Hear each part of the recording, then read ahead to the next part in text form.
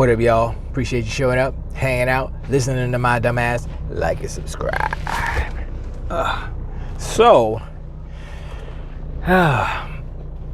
Today is the death day of Concord.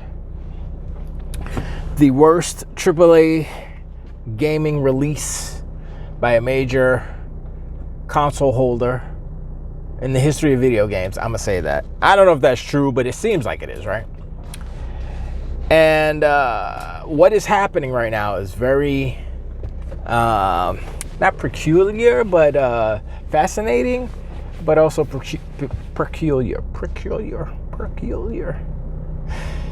Astrobot seems to be, hey, look over here, look at Astrobot. Oh, it's the Saviour. Oh, game of the year. Oh, it's the highest rated game this generation. Oh, it's the highest rated PlayStation game, highest rated blah blah. I'm like, first off, Astrobot not gonna win game of the year. I'm gonna tell you why. Because 3D platformers don't win game of the year. It's a genre thing. It's just like you look at all these movies and stuff. Do you notice what type of movie that never wins the Oscar best movie? You know which one? Action movies. You know another one? Animated, because they have their own little genre. They have their own little category. But they never win overall movie, like, you know, Oscar for best movie. Never animated. Because they said, you know what? They'll never be better than real life peoples. So we can never give that one best picture over real people movies. Right?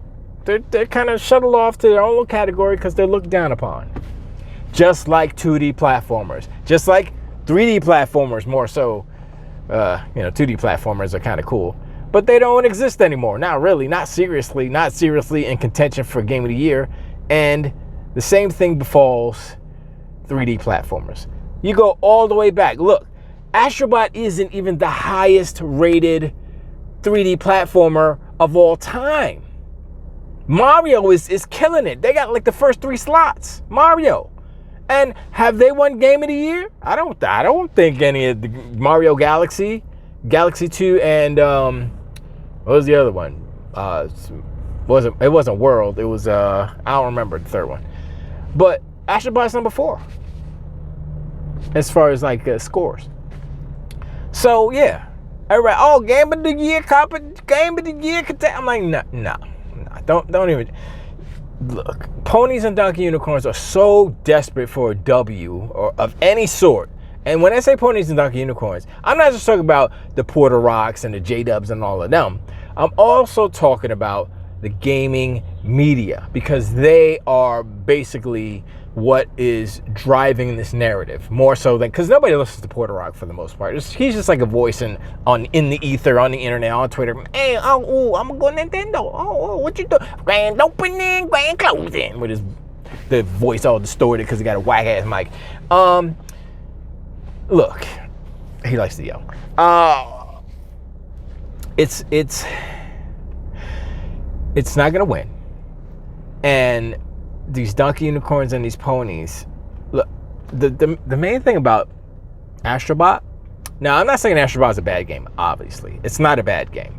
I'm not saying all 3D platformers are bad games. They're not. Some are good. Some are like whatever. Like Super Lucky's Tale. I was like, it's meh. It's whatever. It's alright. I played like 2 seconds of it. I was like, I mean, it was originally a VR game, and they converted it to a regular game. So I would imagine that it has more of an impact in VR. So it's probably, I'm going to say 1,000% it's better in VR, but whatever. But the point is that, and yes, I know Astrobot had a VR. That was the first game, blah, blah, blah. The point is that Astrobot being a good game does not guarantee its success, if that makes sense. Like, I don't even know what the first 2 games did as far as like Astrobot. Well, the one that came with the PS5 free, so you can say, oh, it sold 60 something million based on their numbers. Sure, but no, because it was a free game, so it doesn't count. So you guys kind of knocked yourselves out of contention for sales to promote something, to say, yo, look how many that they sold. Now, this Astrobot is going to prove, it's going to show us how much Astrobot is important, how important Astrobot is, and how strong of a IP it is. I mean, I'm looking at it, I'm like, okay, that's cute. It's a cute game. Like, if you look at Astrobot, right? You look at the animation, you look at the character Astrobot himself, the one that you control, and you look at how he runs, how it runs. I'm gonna say he because he got blue eyes, whatever. Look at how it runs. You look at how it swims. You look at the proportions of the character. It's literally a baby. It's a baby running around, just happens to be a bot, a robot, right? But these are the little things subliminally, like, oh, babies are cute, so it's a cutesy game. And you're looking at it, it's like, what? It's a lot of particles on the screen. So they definitely talked to Mark Cerny because he's the particle master. And you know, it's I watched about half an hour of Spawn Wave. He was playing it from the beginning, and I was like, I mean, okay, it's a collectathon game. I mean, most 3D platformers are that. You know, Mario's, you know, collect the stars or whatever. Sonic, collect the coins so that you can get in the special stage to get the Chaos Emerald. Blah blah blah blah. You know, it's a tried and true formula for 3D platformers. But it is charming, yes. I'm not gonna throw any shade at the team, Asobi, right? They made it, and as I understand it, a lot of the team Asobi is remnants of Japan Studio. So why did they close Japan? Why did they just keep Japan Studio open? And anyway, it doesn't matter. So the thing is that, and here's the thing, like I was saying, if this game, Astrobot, underperforms, meaning there are 61 point whatever million PlayStation 5s, according to Sony, out there. If this game doesn't sell more than, what's 10%? 6 million? Is that going to work? Is Astrobot going to sell 6 million? I don't know. I mean, word of mouth is one thing. Looking at the game is one thing. You know, maybe all the casuals will wake up and say, yeah, I want to play that. You know, if they're not playing something else. Who knows? But this will be the proof. We'll see what it does as far as numbers. But Game of the Year, it will not be Game of the Year. It will not be Game of the Year. It is impossible for a 3D platformer to be Game of the Year, because this is why. Game of the Year is kind of relegated specifically to the most cutting edge type of games. Like, I would say Hellblade would be more inclined to be a Game of the Year contender, Hellblade 2, because of just its fidelity and how lifelike it looks and things like that. It's like this is the most lifelike game I've ever seen. This looks like real life, you know. The gameplay is whatever, but they don't rate Game of the Year over gameplay alone. No, they don't.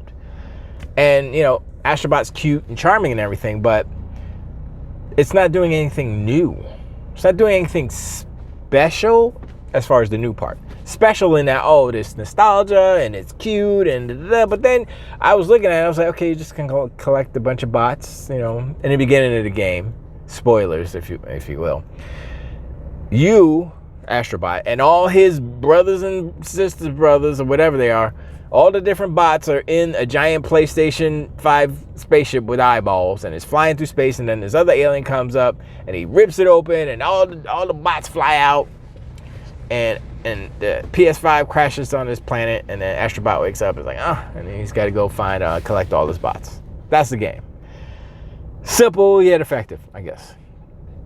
And I was thinking about it, I was like, okay, I mean, they can, you know, add different mechanics and different things and different that, but I heard the game is like 8 hours. It's an 8 to 9 hour game, which makes sense because if it's just a collectathon, 8 to 9 hours, how many different variations, how many different environments can you throw at us to keep us interested in all these things? I think we've seen, I don't know if we've seen all the bosses, but we've seen a good amount of bosses in the trailer. We saw the snake, We saw the bird. We saw the alien dude. We saw the octopus. There was some other ones. That's a good amount. So, sure. But the main thing about this is that the ponies and the donkey unicorns and the press, the media, are trying to distract us away from this day. The day that Concord died.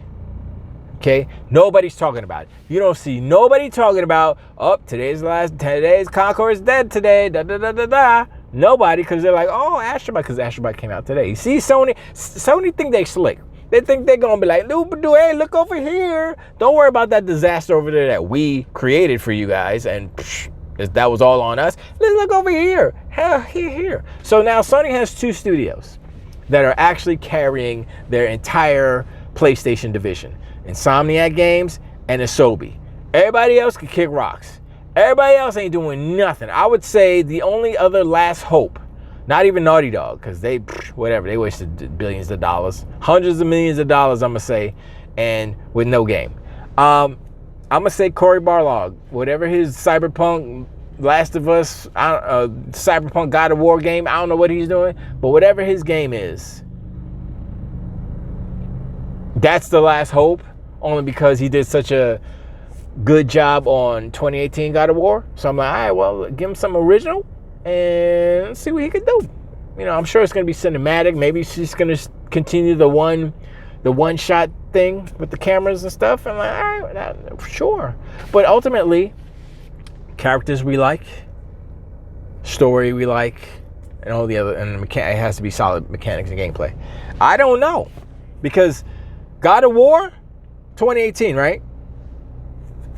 Kratos already established. But what they did to Kratos, now he's a sad dad with a beard.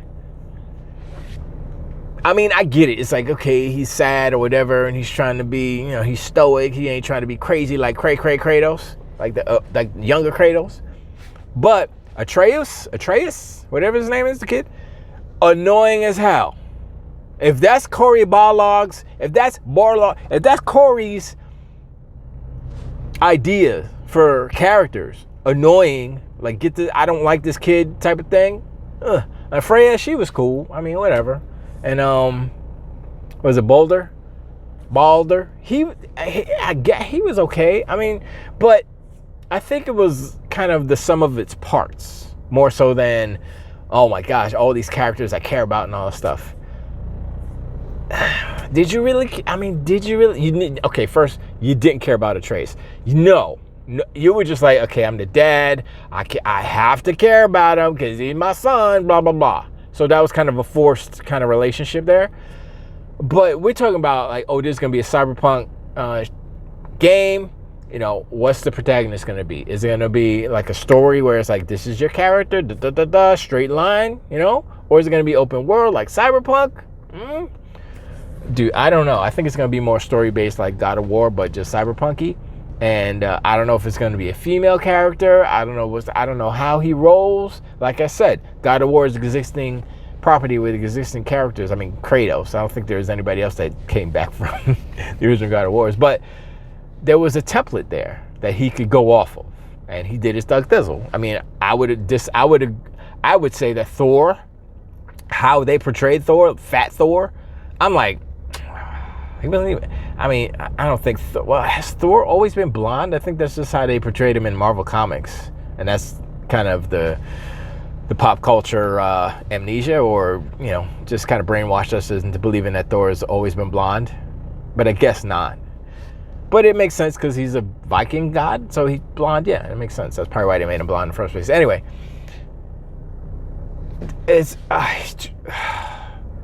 I don't know. Look, I'm not gonna say that Cory is trash or anything like that, because his new original IP game is going to be the proof. You can't give him credit. You can't say, he made God of War 2018, it's gonna be fire. You can't say that, because he hasn't done an original IP. And it seems to me that Sony has a very hard time with original IP. They need to lean on existing IP popular existing IPs. Even God of War, even though that's an original IP, David Jaffe did a Stuck Thistle, he leaned on existing IP. Not really IP, but existing characters in the mythos of mythology. All those gods, people are familiar with that. And he said, yo, imagine if you went and you killed all the gods in the mythologies, and that's cool, right? It's like, oh yeah, okay. It wasn't a wholly original thing. So the same thing with Corey. I mean, well, all of these games that Sony is making that are kind of popular and that are hitting, this is why Hiroki Totoki said what he said about IPs. All the games that Sony has made, and I'm just realizing throughout the history of Sony, they've always kind of leaned on existing IPs. Meaning, Spider-Man, not their IP at all, so there you go. Not Sony. Not your game. Remember that, Colin? God of War, leaning on mythology, right? Uncharted, leaning on Indiana Jones. You know what I'm saying? What else? What else we got? I mean, Gran Turismo's racing, so whatever. Leaning on cars. No. What else? I guess Jak and Daxter and Ratchet and Clank are the closest thing to original, but they're derivative of each other in a way because they kind of blend together. And once again, they're part of a bygone era. You know, so that's why Ratchet and Clank, the last one, Rift Apart, didn't sell that many. Like maybe 2 million units. That's a failure. That's failure in the eyes of a company that had at the time, I guess, 50, not even 50 million, but tens of millions of consoles out. It should have sold more. And so that leads to Astrobot, right? Astrobot will be successful because it's a cute game. It's fun, whatever. It's a game. It's a fun game. It's not heavy story. It's not dramatic. It's fun, happy, colorful. That's what Sony needs to make, right? But it's leaning on existing IPs as well. It's leaning on nostalgia, heavy. If the nostalgia wasn't in there, right? And all those little IPs that Sony has, and I give them credit, it's their IP, so they have the right. But if those IPs weren't in there, and this was just some random robot running around collecting other robots that look like just like them, would it be as popular? Would it be as critical? Would it be? No, it wouldn't. It would be like, oh yeah, it's fun, but yeah, what is it? You know? And that's the problem with like Super Lucky's Tale, because it's like it's just a fox who I don't even know that. If that was Super Sonic's Tale or something, it would have sold more. I mean, would it be any better? Probably maybe a little faster or something. But I don't think it would have done any that much more better. But nostalgia is a BI, right? Nostalgia is a hell of a drug, and leaning on existing IPs and familiar topics and characters is something that Sony has done throughout their history. And without that, how good are they? We've witnessed how good they are with Concord. Concord had all original ideas, all original characters, environment, all that stuff, but the ideas were not original and they were poorly implemented. And you see where it's fine to make an original game. There's nothing wrong with that. But if you don't have what it takes to make these games, you know, that's the fundamental part of video games, is the game part, it's the fun part, it's the actual gameplay. You get that right, then you can put whatever characters you want on that, and it doesn't matter, because if the game is good, the game is good. And obviously Concord wasn't that good, that's why it's dead now. But you know, if you simplify a game and you make a Astrobot, then it's really hard to mess that up. So at the end of the day, is it a good game? Sure, I'll give it that. Is it game of the year? No way, just no way, no chance that it's a game of the year, because it's not one of those Oscar bait games, if you will. It's not an award bait game like The Last of Us 2. Let's make a game that's controversial and emotional and characters that you love. We gonna kill them in the worst way possible. Y'all gonna hate it. That's what they do. That's what Sony does, and that's what a lot of movie studios do as far as movies. Oscar bait. That's a term for a reason. They make these heart-wrenching blah blah blah type of movies, dramas, usually, most definitely usually, and that's the formula. And so now, the formula that Sony has been leaning on all these years, Hiroki Totoki says this ain't working. I'm looking at the catalog of what we got, and Uncharted, that's Indiana Jones. Gran Turismo, whatever. God of War, how many gods are we gonna kill? You know. And so I'm looking at Corey, and I'm like, yo, your Cyberpunk game better have some real cool characters. I don't know what to look. Maybe if he got the juice, I'd be like, yo, go and talk to Keanu Reeves. No, but then he'd be typecast. But I mean, I don't know. He can't do that. I'm gonna tell you why. I'll tell you why Corey can't put Keanu Reeves in his Cyberpunk game. Because he's already in Cyberpunk, obviously. And people will automatically say, oh, you suck, you ain't original because you gotta borrow from the real good Cyberpunk game and try to make your Cyberpunk game better because you can't blah, blah, blah, blah. And I'm like, it's kind of right, but no. But yeah, look, I mean, is it gonna be, that all depends, right? Imagine this, right? Corey, they hire all these people, they got actors, they got names, right? They got big names, and talking about blah, blah, blah, and they motion capture, facial, performance capture, all this stuff. And their lead person gets canceled. Like right as the game is coming out, they can't change the model. Like imagine if before Jonathan Majors got canceled, he was the main dude in Cory Barlog's game. And then the game's coming out and he gets canceled how he got canceled. Then what? I mean, that's just a hypothetical, whatever. But that doesn't make any sense. That's me rumbling. But anyway, I appreciate you hanging out, showing like and subscribe. Let me know in the comments below. What do you think about everybody looking this way to Astrobot and forgetting about Concord, which is today's the death day of Concord. Happy Death Day, Concord. And you know, I mean, I understand you're trying to sway the public's opinion of your product and stuff, but this is history in the making. We are seeing history being made right now. We cannot forget. We will never forget Concord. Okay, Concord will not allow us to forget because it was such a it was such a really bad disaster of a launch and cancellation and death that it cannot be forgotten. And Sony is now in the history books as the company studio that created the worst AAA game. That's what it is. So anyway, appreciate you guys so much. You have no idea. You guys keep me going. And I'll talk to you guys on the next one. Till the way, eat.